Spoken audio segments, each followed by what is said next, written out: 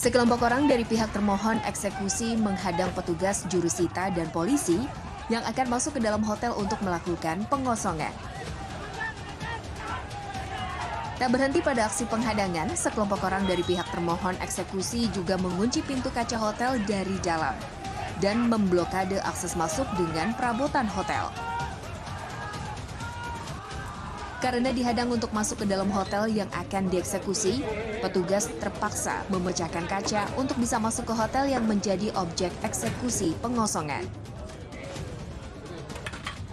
Proses eksekusi ini dilakukan oleh Bank Victoria dan PT Tunas Unggul Lestari selaku pemenang lelang atas pengelola Hotel Garden Palace yang memiliki hutang terhadap Bank Victoria hingga terjadi kredit macet.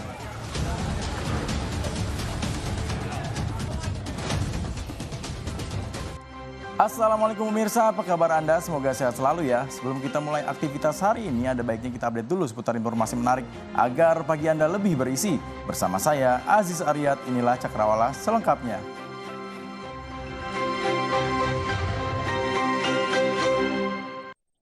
Pemirsa, hujan deras yang mengguyur Jakarta sepanjang hari ini membuat ruas jalan Tanjung Duren Raya Grogol Petamburan Jakarta mengalami banjir setinggi 30 cm.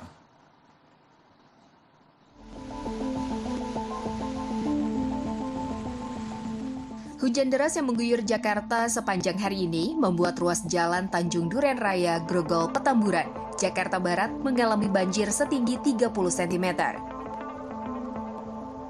Tingginya debit air ini membuat kendaraan harus berjalan perlahan yang mengakibatkan kemacetan panjang. Menurut warga, banjir ini kerap terjadi saat hujan deras. Banjir juga disebabkan kondisi jalan yang menurun serta ditambah buruknya drainase di ruas jalan ini. Hingga berita ini diturunkan, kondisi jalan masih tergenang. Pemirsa, usai menjadi saksi pelapor atas kasus pencurian disertai pembunuhan yang dilakukan oknum anggota polisi, pengemudi taksi online kini malah ditetapkan sebagai tersangka karena diduga turut membantu tersangka Anton membuang mayat korban. Selain oknum polisi berinisial AKS alias Anton yang bertugas di Polresta Palangkaraya, kini penyidik Direktorat Reskrimum Polda Kalimantan Tengah juga menetapkan Heriono, seorang pengemudi taksi online, sebagai tersangka dalam kasus pencurian disertai pembunuhan terhadap Budiman Arisandi, seorang sopir ekspedisi warga Banjarmasin. Menurut polisi, meski Heriono sebelumnya berstatus sebagai saksi pelapor, namun berdasarkan pemeriksaan, Heriono diduga turut membantu tersangka Anton membuang mayat korban di kebun sawit di Kecamatan Katingan Hilir, Kabupaten Katingan pada 6 Desember lalu. Selain itu, tersangka Heriono juga menerima uang hasil penjualan mobil korban yang dijual tersangka Anton sebesar 15 juta rupiah, meski akhirnya uang tersebut dikembalikannya sebagian. Saudara H membantu membuang mayat di Pari, di kebun sawit, di yang tiga ya. Kemudian saudara H juga bersama-sama saudara A membersihkan bekas darah yang ada di mobil Sigra yang dikendarai oleh saudara A.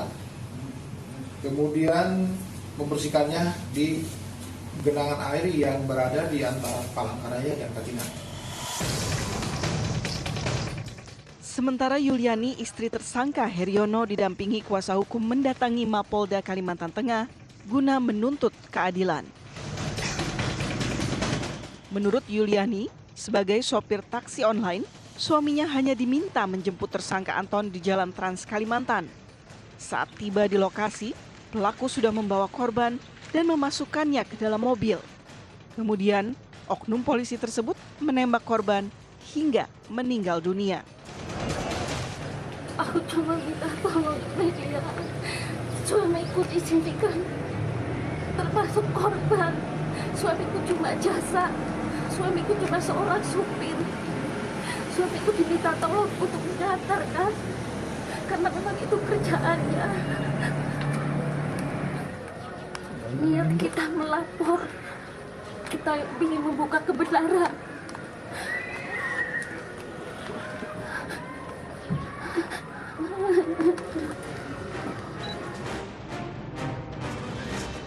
Yuliani terpukul atas kejadian ini sebab ia tidak menyangka jika suaminya yang melaporkan kasus pembunuhan tersebut justru kini ditetapkan sebagai tersangka. Kini keduanya dijerat pasal berlapis dengan ancaman pidana, hukuman mati atau seumur hidup.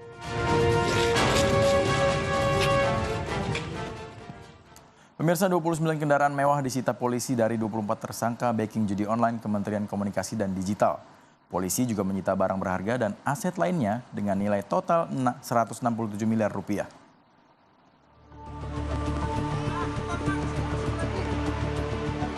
...26 mobil mewah dan 3 motor terparkir di halaman Direktorat Kriminal Umum Polda Metro Jaya. Ini merupakan kendaraan milik para tersangka backing judi online Kementerian Komunikasi dan Digital Komdiji. Namun sekarang mobil dan motor mewah ini disita dan dijadikan barang bukti. Petugas menaksir 29 unit kendaraan mewah ini bernilai 22,9 miliar rupiah. Para tersangka juga menggunakan uang hasil kejahatannya untuk membeli berbagai aset dan aksesoris mewah lainnya. Polisi menangkap 24 tersangka dan mengejar 4 orang DPO, serta menyita total barang bukti mencapai lebih dari 167 miliar rupiah. Secara total kami telah menangkap 24 orang tersangka dan menetapkan 4 orang sebagai DPO. Dari para tersangka kami berhasil menyita berbagai barang bukti, baik uang tunai maupun aset dengan nilai total 167 miliar 886 juta 327.119 rupiah. Selain penyidikan kasus judi online yang melibatkan beberapa pegawai Komdiji ini, Subdit Tipikor Direktorat Reserse Kriminal Khusus Polda Metro Jaya juga tengah menyelidiki dugaan tindak pidana korupsi dalam kasus ini. Pemirsa, pemudik Natal dan Tahun Baru terus mengalami peningkatan. Di Pelabuhan Nusantara Parepare, Sulawesi Selatan, peningkatan penumpang kapal sudah mencapai 30%.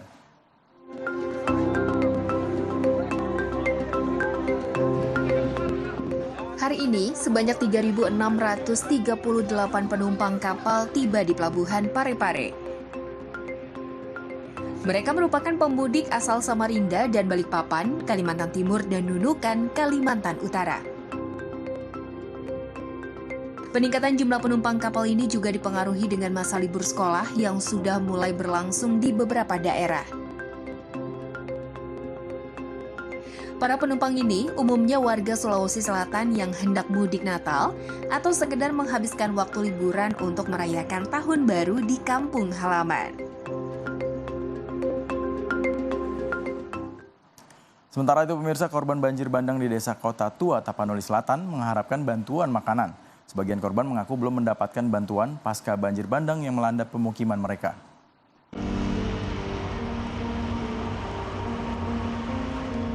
Sejumlah korban banjir bandang di Desa Kota Tua, Kecamatan Tano, Tombangan, Tapanuli Selatan, Sumatera Utara, Kamis siang berupaya membersihkan material lumpur, kayu, dan batu yang menggenangi rumah mereka. Namun, proses pembersihan material lumpur, kayu, dan batu masih dilakukan secara manual, karena hingga Kamis siang belum terlihat adanya alat berat dari BPBD maupun Pemda setempat. Korban banjir bandang mengatakan pasca bencana banjir bandang hingga siang ini dirinya bersama suami dan 2 anaknya mengaku belum mendapat bantuan logistik.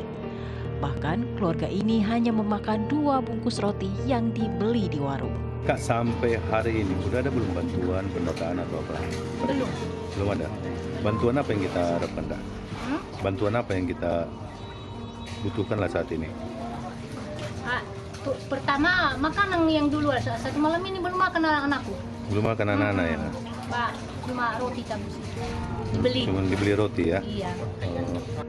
Hingga saat ini belum diketahui pasti berapa total kerusakan rumah akibat banjir bandang yang menerjang Desa Kota Tua. Sementara itu, ratusan korban banjir bandang masih mengungsi di 3 posko pengungsian yang dibuka Pemda setempat.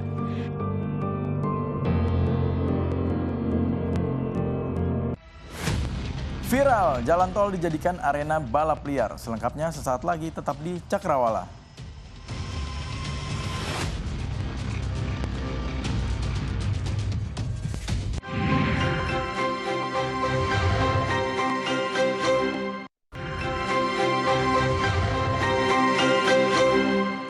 Terima kasih pemirsa, Anda masih setia menyaksikan Cakrawala bersama saya, Aziz Aryat. Pemirsa, viral 2 sedan mewah melakukan aksi balap liar di dalam tol Serpong Balaraja, Tangerang Selatan, Banten. Aksinya yang membahayakan pengguna jalan dibubarkan petugas pengelola jalan tol.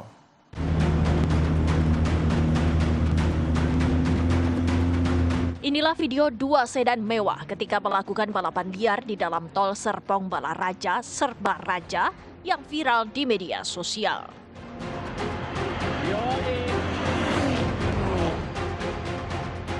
Dalam rekaman terlihat 2 sedan mewah yang diduga tergabung dalam kelompok komunitas mobil sedang bersiap-siap melakukan balap liar di dalam tol Serpong Balaraja pada tanggal 5 Desember 2024 lalu.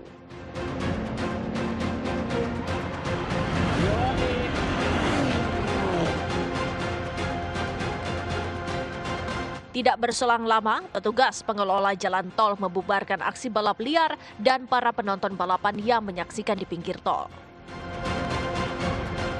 Satlantas Polres Tangerang Selatan bersama Induk PJR Serpong pun menindaklanjuti aksi balapan liar ini dengan melakukan penyelidikan dan penelusuran lanjutan. Hasilnya kemudian mendapatkan keberadaan kendaraan sedan BMW F303351AT milik pengemudi berinisial A, W, dan BMW 3301CKD-AT milik pengemudi berinisial NPP pada hari Senin tanggal 16 Desember 2024. Kedua sedan pun telah diamankan dan masih berada di Polres Tangerang Selatan. Betul, 2 unit kendaraan kami amankan kemarin terkait dengan balap liar di tol Serpong Balaraja. Ada video yang beredar di masyarakat sehingga kami mengidentifikasi, kami melakukan penyelidikan, kemudian mengarah ke 2 unit kendaraan BMW sehingga dalam waktu 1 minggu dan kami lakukan pengamanan kendaraan tersebut. Kendaraan kami amankan di Polres Tangerang Selatan. Aksi balapan liar ini pun merasakan masyarakat pengguna jalan tol yang melintas di lokasi tersebut. Sementara kedua pengemudi balap liar dijerat dengan pasal 297 Junto pasal 115 huruf B Undang-Undang Lalu Lintas dan Angkutan Jalan atau UU LAJ dengan ancaman maksimal denda Rp3 juta.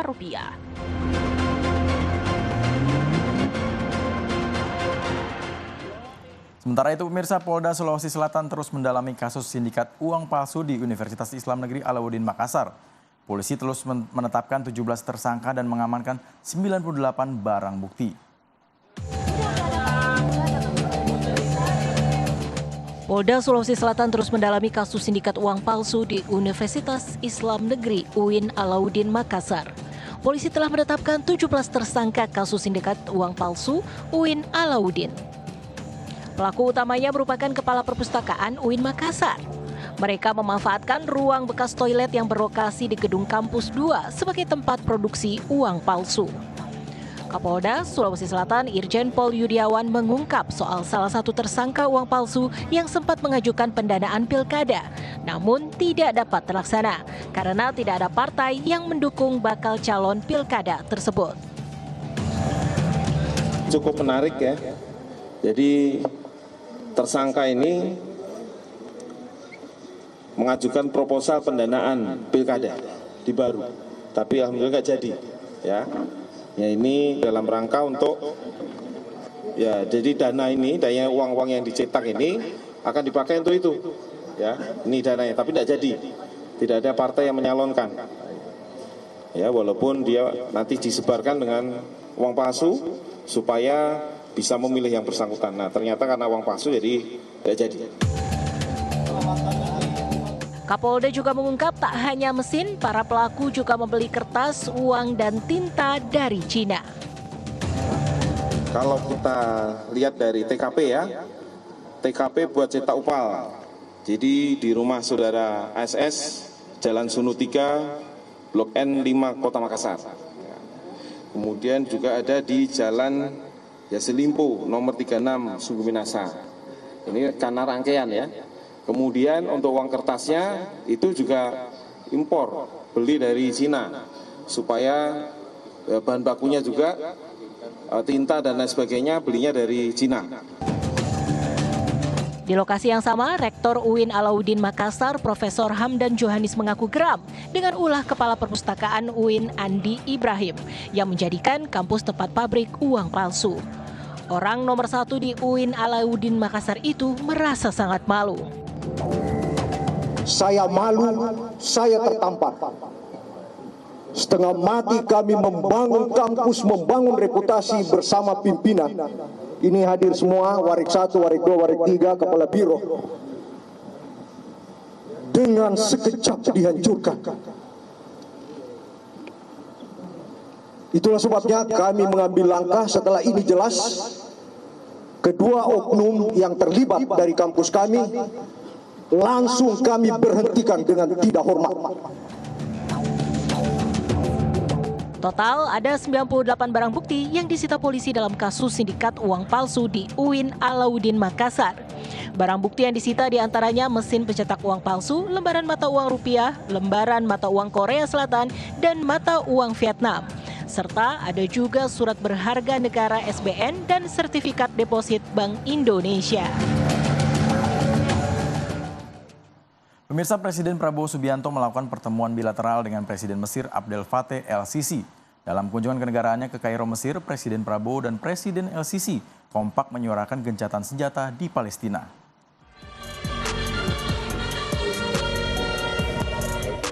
Presiden Republik Indonesia Prabowo Subianto berkunjung ke Istana Kepresidenan Al-Ittihadiyah untuk melakukan pertemuan bilateral dengan Presiden Arab Mesir Abdul Fattah El-Sisi.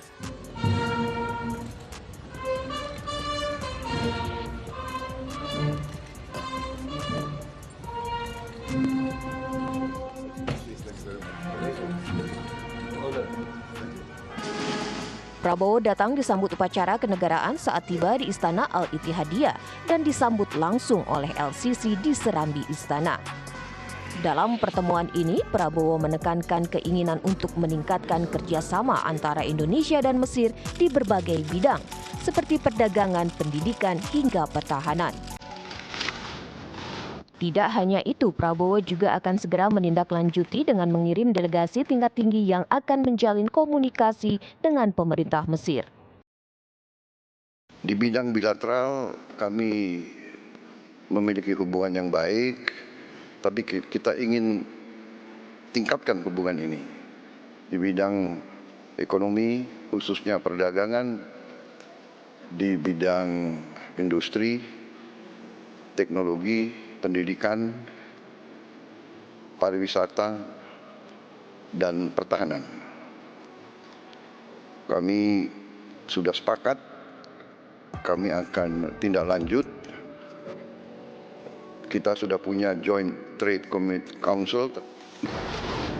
Dalam kesempatan yang sama, Prabowo Subianto dan Abdul Fattah El-Sisi kompak menyerukan gencatan senjata di Palestina. El-Sisi menyebut Mesir dan Indonesia memiliki pandangan yang sama, khususnya soal konflik yang terjadi di Timur Tengah. Dan ia mengatakan dirinya dan Prabowo sama-sama mendorong gencatan senjata di Palestina. Prabowo turut mengungkapkan komitmen Indonesia dan Mesir untuk mendorong berakhirnya konflik di Palestina. Ia pun mengapresiasi pemerintah Mesir yang turut menggaungkan bantuan kemanusiaan untuk warga Gaza dan Palestina. Baik. Kami sepakat untuk terus berjuang meningkatkan upaya mewujudkan perdamaian di Timur Tengah. Kami menganjurkan segera gencatan senjata di kawasan demi kemanusiaan. Dalam pertemuan bilateral antara Presiden Prabowo Subianto dengan Presiden Abdul Fattah El-Sisi, Prabowo juga mengungkapkan rasa terima kasih atas hubungan kerjasama yang terjalin antara Indonesia Mesir selama ini. Pemirsa, polemik keputusan kenaikan tarif PPN 12% untuk sejumlah barang premium membuat sejumlah kalangan khawatir menjadi pemicu inflasi. Puluhan ribu orang pun kompak menandatangani petisi penolakan agar Presiden Prabowo membatalkan rencana tersebut.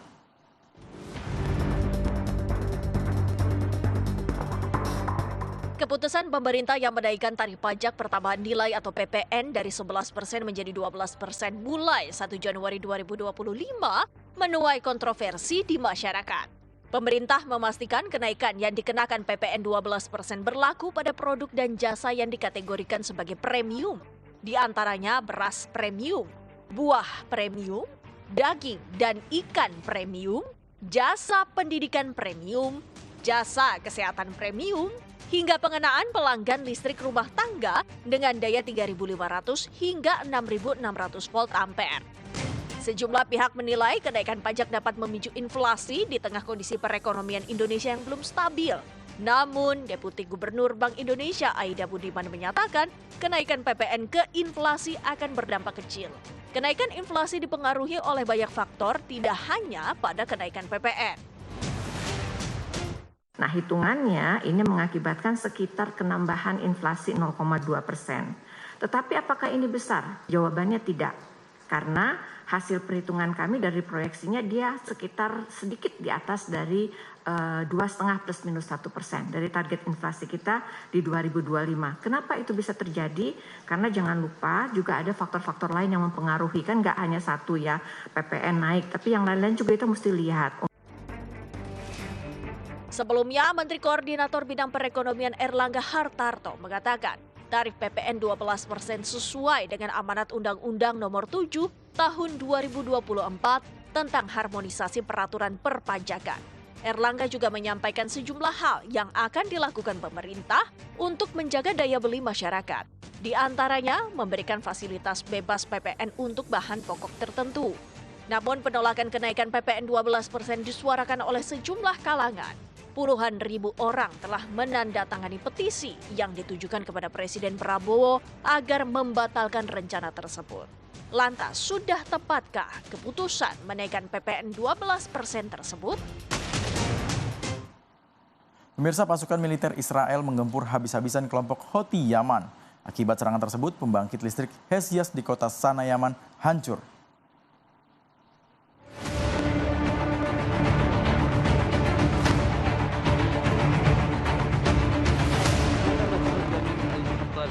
Pasukan militer Israel diketahui menggempur habis-habisan kelompok Houthi Yaman dengan serangan udara yang menargetkan wilayah ibu kota dan kota pelabuhan.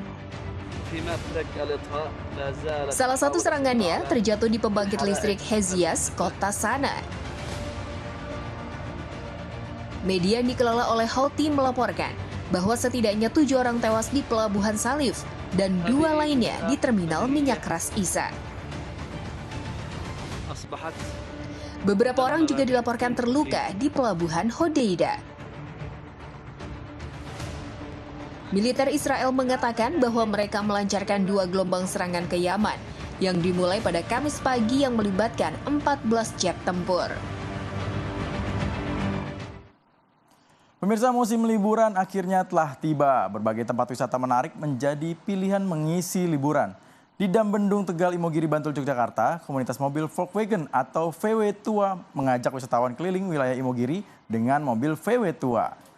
Berita ini sekaligus menutup perjumpaan kita pagi ini. Saya Aiz Aryat beserta kru yang bertugas pamit undur diri. Tetap semangat dan wassalamualaikum.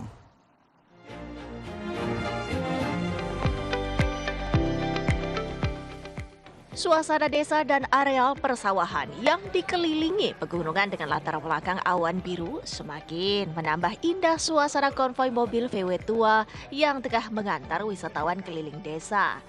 Wisata keliling Imogiri dengan mobil VW Tua ini dimulai dari base camp komunitas VW di Dambendung, Tegal, Kebon Agung, Imogiri, Bantul, Yogyakarta. Lokasi Dambendung Tegal yang indah dengan hamparan sungai opak, sejumlah mobil VW berjajar siap mengantarkan puluhan wisatawan. Setelah mendapatkan pengarahan dari pengelola wisata, puluhan wisatawan mulai naik mobil VW dan mulai berjalan keliling desa menyusuri sawah di wilayah Imogiri, Bantul, Yogyakarta. Iring-iringan mobil VW menyusuri jalan-jalan sepi di dalam pedesaan yang rindang. Selain itu, iring-iringan mobil VW ini juga mengantarkan wisatawan menikmati pemandangan alam dan sawah yang indah.